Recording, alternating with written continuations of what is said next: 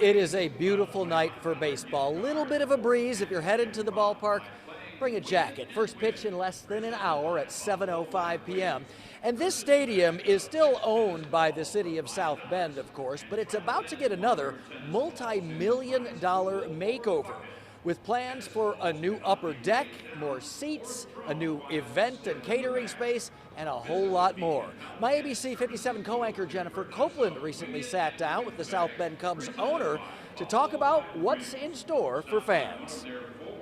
It looks very different than what I saw back in 2011, but we had an imagination. We thought about what it could be. The bones of this stadium are really good.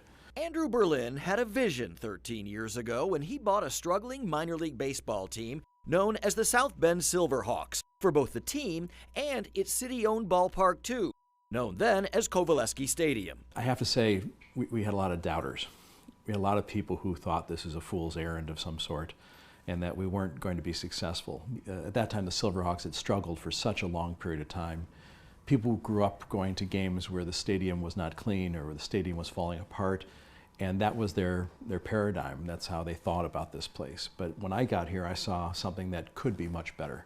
Berlin sat down with ABC 57 anchor Jennifer Copeland for an in-depth interview about his passion. You also have a very deep love for the Cubs Yeah. and baseball. Yeah, I do. Where was that born?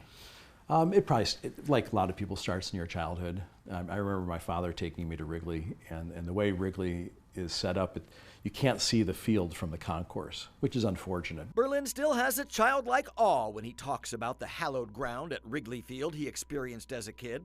Now, as a successful businessman, Berlin is part owner of the Chicago Cubs, the team he fell in love with when he started going to games with his father at the age of 5.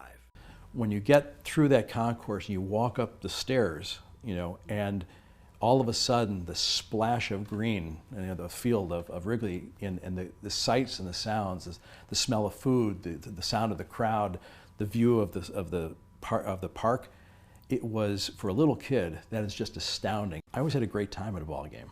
Now, as the owner of the minor league South Bend Cubs,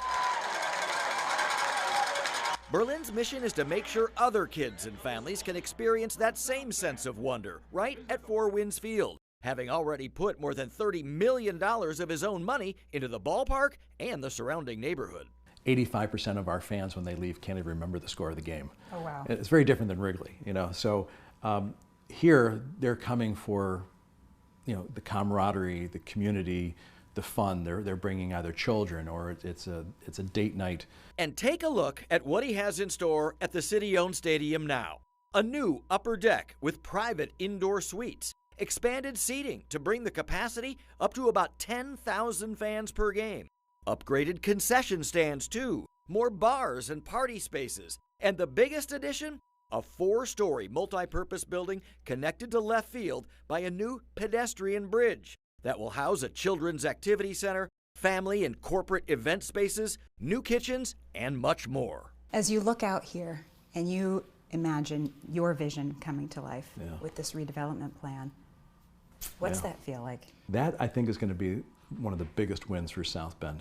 It really is, or the entire region, actually, because we think about our fans generally are within a 45-minute radius around our home plate, a driving radius. But we want to be able to use the stadium all year round. But this time, he won't have to use his own money.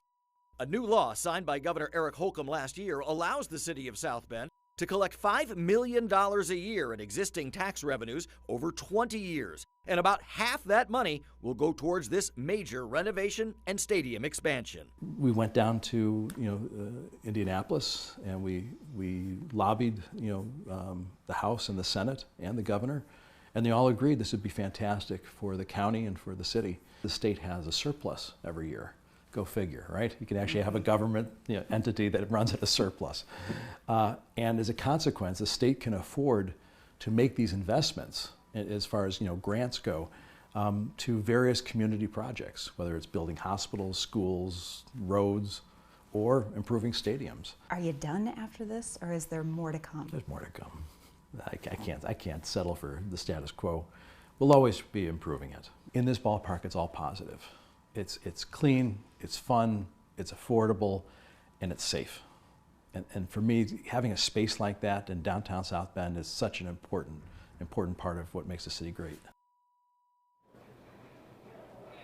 Well, the construction here at Four Winds Field will take 2 off seasons to complete. The work is going to start this September as soon as the season ends, right after the final Cubs home game, with the upper deck and the suites hopefully complete in time for the 2025 season next spring. Then the entire project should be complete by the spring of 2025, including that new, or 2026 that is, including that new building out